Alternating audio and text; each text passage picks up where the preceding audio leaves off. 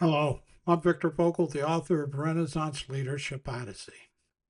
The Renaissance Leadership Odyssey is an ebook focused on changing the current leadership paradigm, derived term the Renaissance Leadership Paradigm.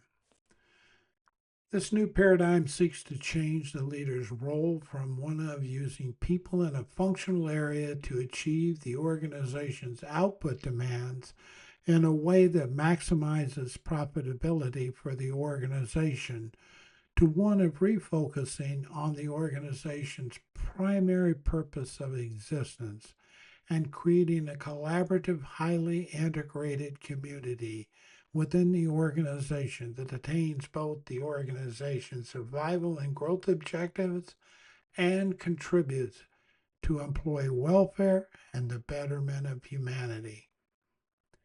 This change towards more humanity within organizations is not at odds with the organization's financial growth and sustainability.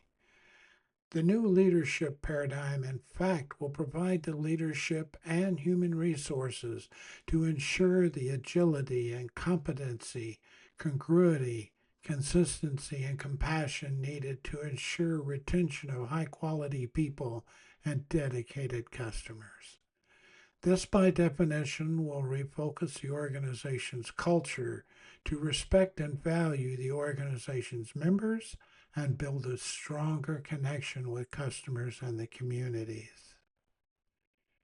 Leadership's identification, selection, and placement will be altered significantly and will become more internally focused versus outsourcing. I would like to discuss briefly why I've chosen ebooks and self publishing as my method of publishing. First, ebooks provide an excellent interface with technology. They allow the author to publish and therefore retain more profit from their books, which allows for the books to be sold at a more affordable price. Knowledge shouldn't be restricted to those who can afford it. Secondly, ebooks offer the ability to provide resources within the book, like links to websites, videos, and other sources where the reader can pause and pursue the referred information. It also allows the insertion of videos and other resources with proper copyright permission that can enhance the knowledge of the reader. I've provided a link to my bookstore that I use to sell my books. I use a platform called Buy Me a Coffee to sell my books.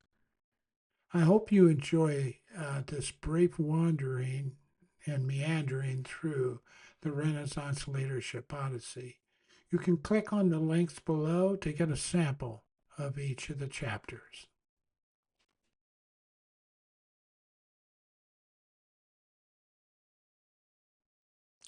Chapter 1: The Need for Change. Today, in the 21st century, we share much of the experiences of the early 16th century Renaissance, where many changes transpired around culture, science, the arts, and the economy. It is a time of awakening. We are moving from centuries of steadily paced societies, gradually growing and developing businesses to service the needs of the world's institution, to rapid changes in today's economy, politics, business, science, cultures, and the Earth's environment. Primarily, the change is focused on rapid technology growth. People can communicate faster to a broader audience. People can access more additional information and knowledge than ever before. The Renaissance offers changes and challenges in the governing, communicating, sociology, mental health, psychology, and technological advancements. Technology provides tools to produce more efficiently, faster, and cheaper. Today's Renaissance has many of the same challenges as the 16th century Renaissance, but the challenges are more complicated and evolve exponentially quicker.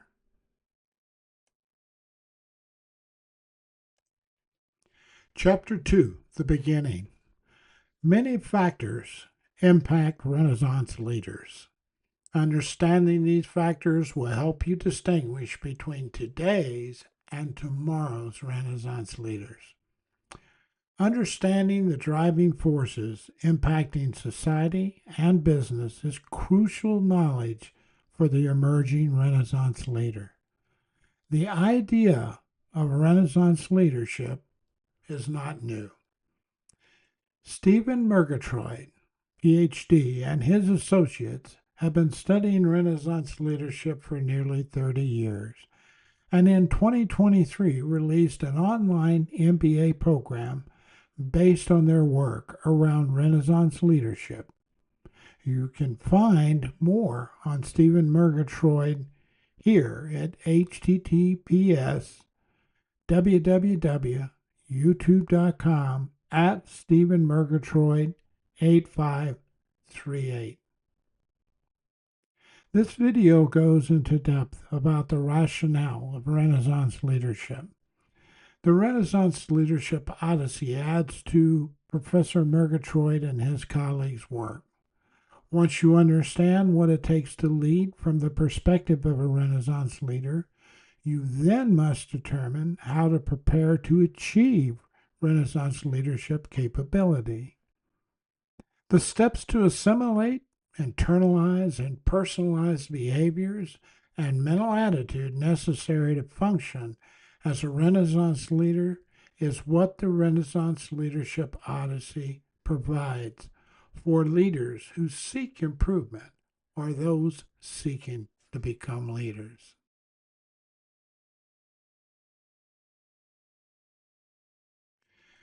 Chapter 3, The Renaissance Leadership Odyssey Paradigm. To cope with all that has been mentioned and the challenges of rapid technology change, we have to change the current leadership paradigm to one that can handle the complexity of the subsequent decades of explosive change. The Renaissance leadership paradigm creates a new role designed to help leaders move from a task and functionally driven role to one of establishing leadership as a community builder that is the linking pin for culture and the neurons for the organization's purpose. A different role breathes life into the organization. It provides the means for resilience, survival, and the ability to cope with change while sustaining a mentally healthy culture that minimizes the stress within the culture while balancing the culture with pleasure and happiness. This new role will enhance the leader's ability to mobilize the workforce to excel in the various functional roles that meet the organization's goals and objectives.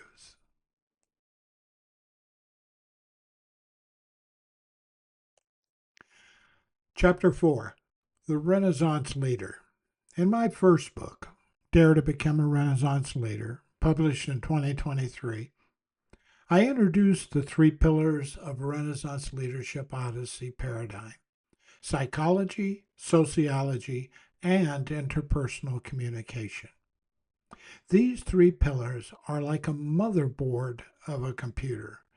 If one of the components is weak or disabled, the model can still function, but will be severely hampered.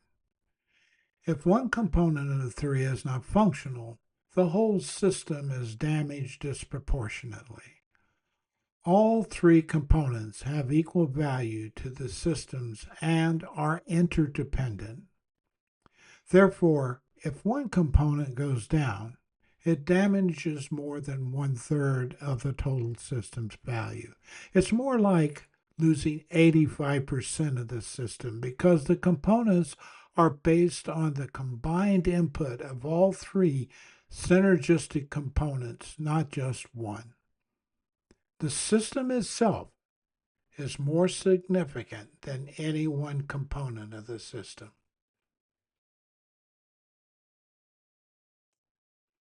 Chapter 5: The Role of Succession Planning in Renaissance Leadership. You can look everywhere around you and see groups of people organize themselves into a linear hierarchical structure. You can begin with macro leadership. Countries have various forms of government. For example, democracy, theocracy, fascism, dictatorships, and monarchs. What all of these varying forms of government have in common is the fact that they all have linear hierarchical structures, with a single leader at the top and some leadership ranking system. The governments are further broken down into the ranking system, creating a variety of leadership positions. If you look at business worldwide, they are typically organized linearly in a hierarchical structure. All these may have different levels of leaders, making some hierarchical structures flatter than others. But even those attempting to operate with flattened organizations have a linear hierarchy. Chapter 6: The Renaissance Leadership Odyssey Genesis. The Rebirth of the Executive Team. Now that the executive team is committed, it is time to execute the first steps of the Renaissance Leadership Odyssey. Before working through the organization's planning phase, we must educate the executive team about Renaissance leadership. The best way to educate is to jump in with both feet and start with the initial assessments of the executive team and the organization's culture and leadership perception to establish a clear baseline of the culture's health and leadership status compared to best practices. The assessments consist of 360-degree evaluations of the organization's culture and leadership perception. These assessments must be conducted by a third-party consultant who are well versed in best practices, organizational culture, and leadership.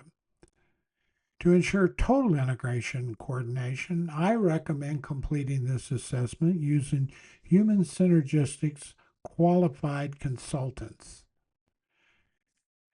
You can see the link following.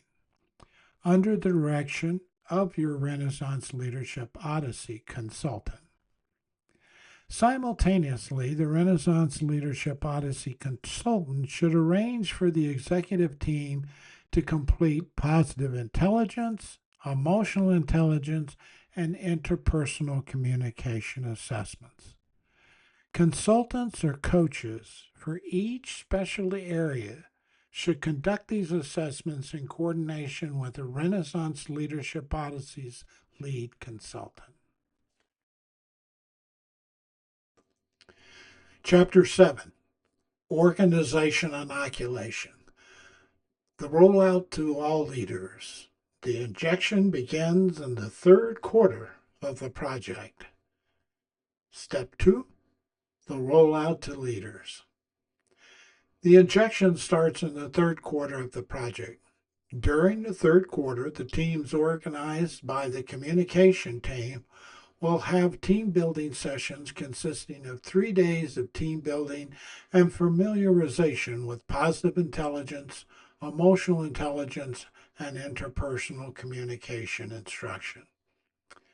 After 3 days of team development, leadership for the organization will begin the PQ, EQ, and interpersonal communication development process.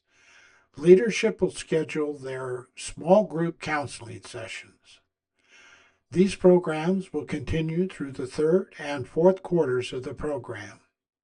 At the end of the fourth quarter, the organization will establish a plan to implement the RLO process for the organization to include employees.